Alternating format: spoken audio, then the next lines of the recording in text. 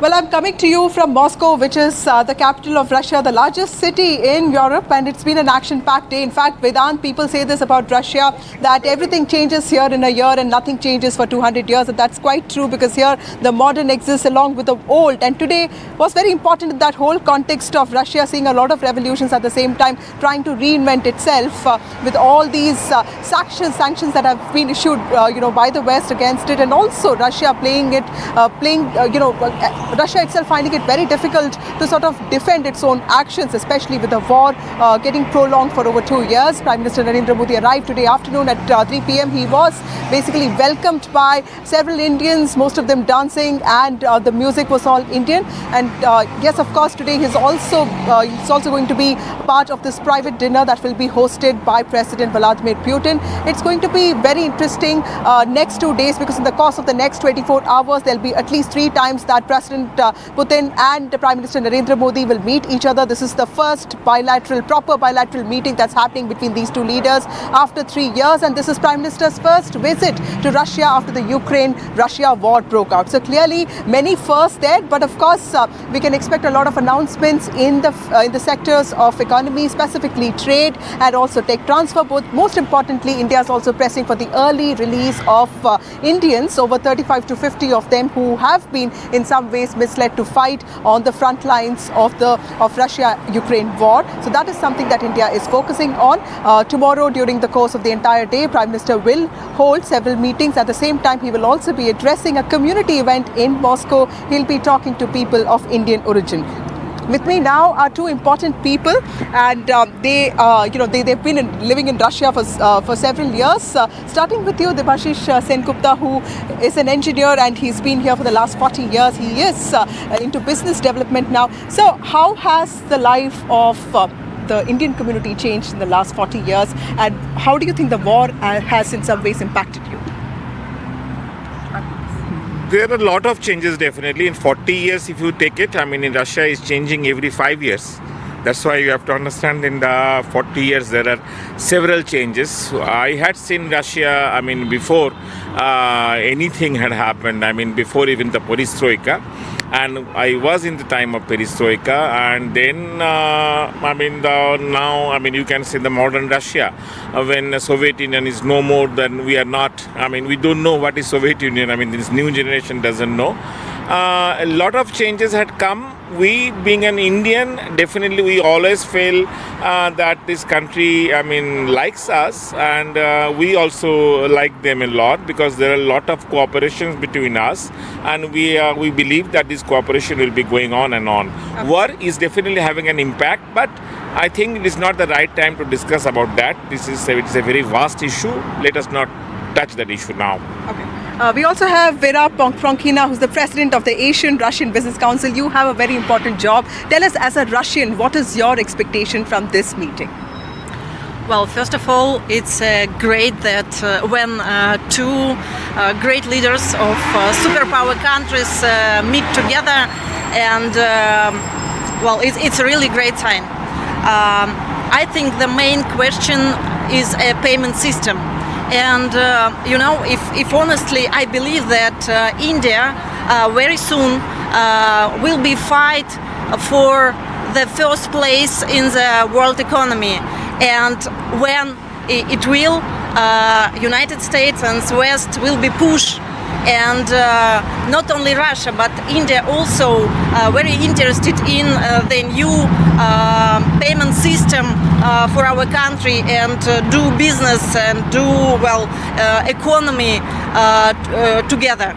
So this is the main key, I think so. That's very important. We also have Tatiana Kukreva, who's a senior journalist. Tatiana, can you also tell us how important is it for Russia and India to maintain these steady, solid ties, even as there is political realignment happening across the world? Because, if you look at India also is deepening its ties with America. And then on the other hand, you see Russia and China getting closer. The Ukraine-Russia war doesn't seem to be ending anytime soon. There's another war war in West Asia with Hamas and of course Israel. So clearly many things happening there. How do you see the latest bilateral meeting between Narendra Modi and President Putin, and also Mr. Modi choosing to come to Russia for this meeting, especially the first bilateral visit after he took over as the Prime Minister of India for the third time? Well, I think that the timing here is obviously incredibly important. And also, let's not forget that it happens at the same time as the NATO leaders are convening, in another part of the world. And that's also no surprise. We have to look at timings with these things. But as you said, there's a massive realignment in the world. But I would actually suggest that Russia and India have been at the forefront of that realignment, and that realignment being the emergence of this multipolar world, the emboldened, global south that we've been talking about for quite some time now, and Russia being crucial to this process, as is India, as rightfully mentioned, your country is looking to be the world's third economy very, very soon, then, probably going to go even further up. So this relationship and the relationships within the BRICS bloc, within the Shanghai Cooperation Organization, are extremely important for this new world order, which is a multipolar, multi-voice, stepping away from everything that, is very close to, I think, to Indian hearts, which is, a post-colonial kind of uncertainty and coming into its own. And India has finally, found its footage, taken the place in the world. And I find the relationship with Russia to have been extremely important for that process. Right. Devashish, coming to you again, you were talking about how certain things are really complex and nuanced, but when you look at the community here, it's not as big as the diaspora in the United States of America. How do you guys manage to stick together, and what kind of impact does this have on you psychologically, on your children growing up here, the war, and also what is your expectation from Modi 3.0 specifically with relations with Russia? Okay, this is not one question. Basically, you have to understand that you are asking me three questions. I'm trying to make it very fast. The community here, we are all together because we have different associations here. For example, I represent Moscow Durga Puja committee, being a Bengali, but that doesn't matter. Bengali, non-Bengali, because it is now it is not a Bengali affair only, it is all India affair. But we have different community programs, and we are all, coming at the same time, at the same program, and that's why we are enjoying our life here, because it is our own life which we had made it in Russia. This is the first question. Second thing, Modi 3.0 and the relationship, I believe that it should grow, it will grow, because we are all part of BRICS, and Russia always grows when there are crises. If you see the history of Russia, it always grows. And for India, this is very much important that we are growing together with our relationship. Previously, if you see, we have only the relationship of just for the arms. Now it is not only that, there are so many. For agri, you can see now Russia is supporting India with so many agricultural products. That's why I'm saying that there is a good, you can say the forecast should be the fantastic. We can grow together. That is the most important point. Vera, because you also head the Asian-Russian Business Council, how optimistic are you of the business being on track? Because like we were discussing, COVID has also seen a lot of businesses go dry. How are Russians coping with the fallout of the war, and also the economies sort of not doing that great? As you know, all people, especially Western people, forecasts about Russian economy will be down. But as you know, Russian economy after the war growth 3.6%. It's quite good. Also, we have some specific in Russian mood, or I don't know how it English. We can do our best only when we have some push. Crisis. Yeah, some in crisis. Some crisis. Yeah. Yes, that's what I said. Yes. We Yes. can do something. In a different way, Okay. better way. Невозможное. I mean, they can make which is not possible to make it possible. Yeah, Mission impossible to make it possible. Like you said, those Absolutely. Russians have this habit of using crisis as an opportunity. So it is a great opportunity for us to make something with independence, economy, to make our new products in local in Russia. So very soon we can show all the world how we can work, and it is a good opportunity for Russian to do something better. That's a very useful insight. In fact, there's unity amongst both of them, and they say that Russia has always used crisis as an opportunity to sort of reinvent itself and also grow. Tatiana, would you also agree with that? What does the future of Modi Putin relationship look like in the future, because both leaders are here to stay? In fact, Mr. Modi has just come back to power. In fact, his government has come back to power for the third time. Mr. Putin, of course, despite all the criticism, is still standing strong. What has been the fallout of the war, and how is Russia also trying to reinvent its foreign policy by looking eastwards? What do you think the future of Modi-Putin relationship is going to look like? Oh, that's actually, indeed, 3 questions in one, at least.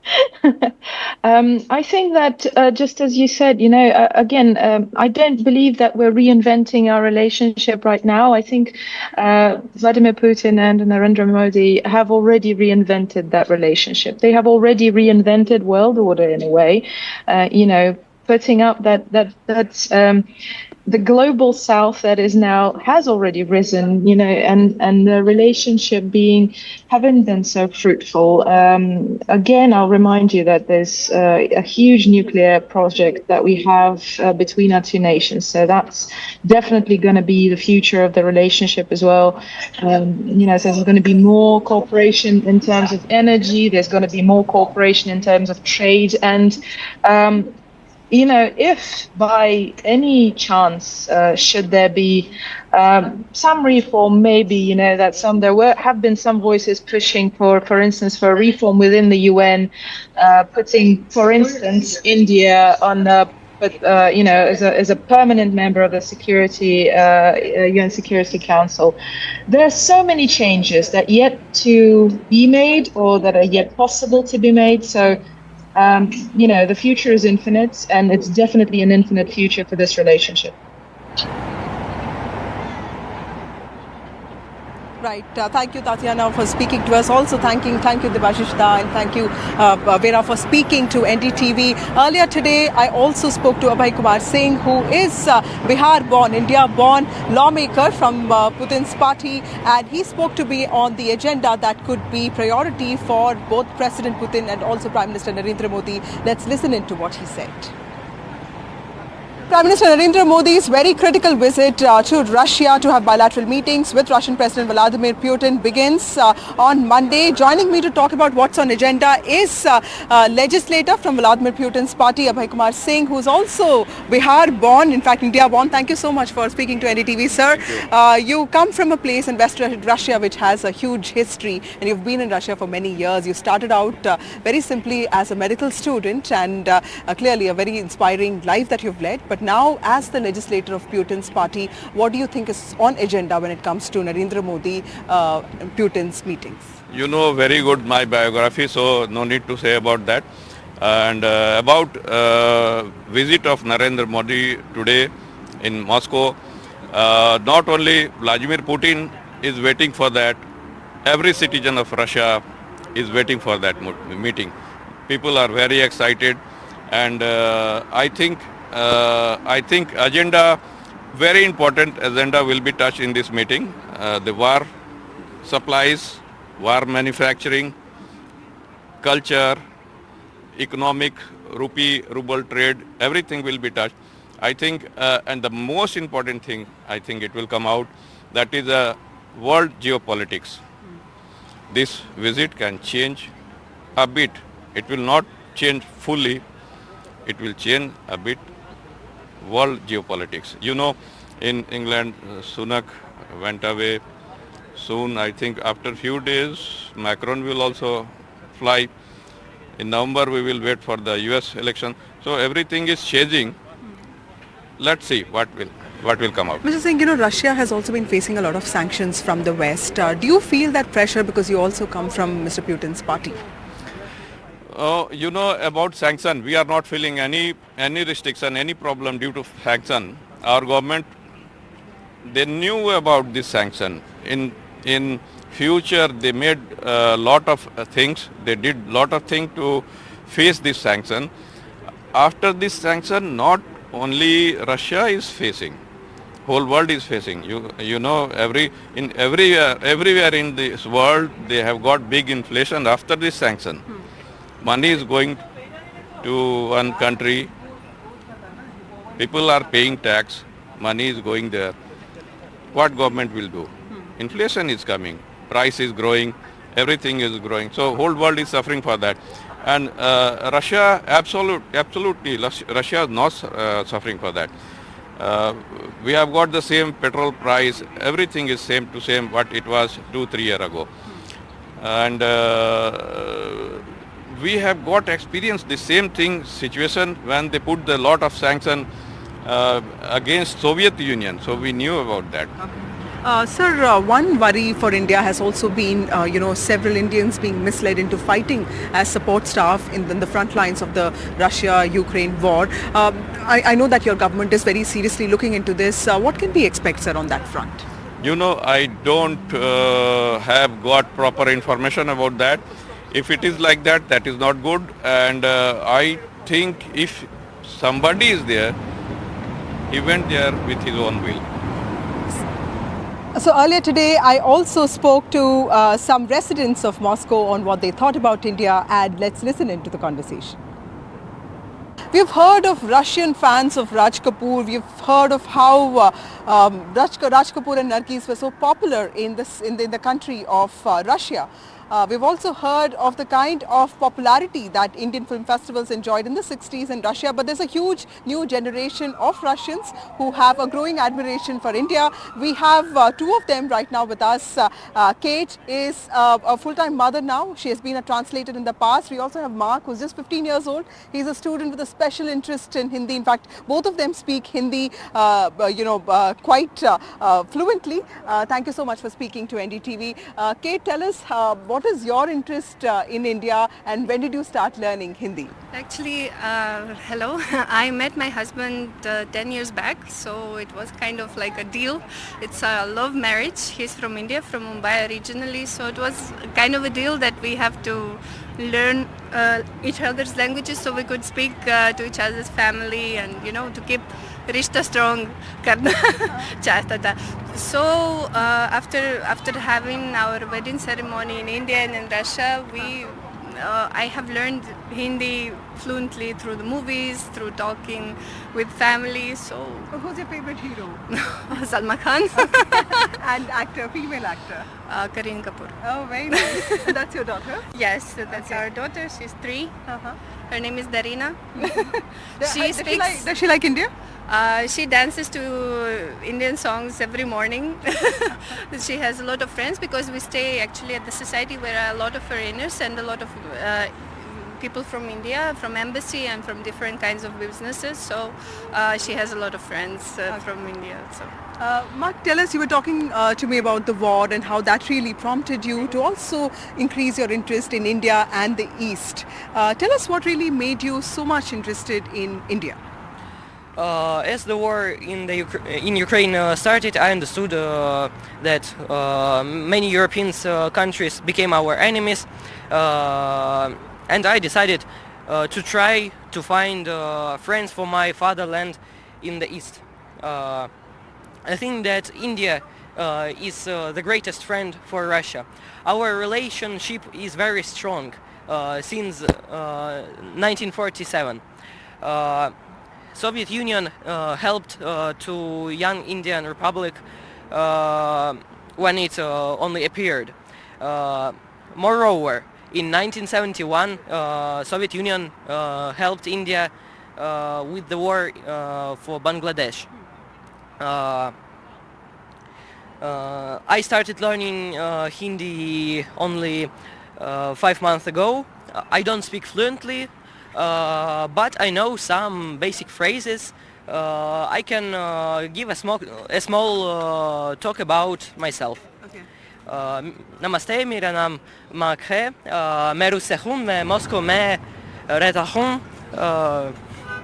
मैं school खरीदने जाता. Prime Minister Narendra Modi is on a very critical visit to Moscow in Russia to meet President Vladimir Putin. This is his first bilateral meeting since he assumed charge as the Prime Minister of India for the third time. But while politics goes on, there are also people-to-people ties here. In fact, I'm joined by two students from India who are studying medicine here, Rushti and Gayatri. Thank you so much for speaking to NDTV. Tell us, how many years have you been in Russia, and what do you like about the city, and what do you study here? It's been 3 years since I am here, and I am from Penza and I studied medicine there.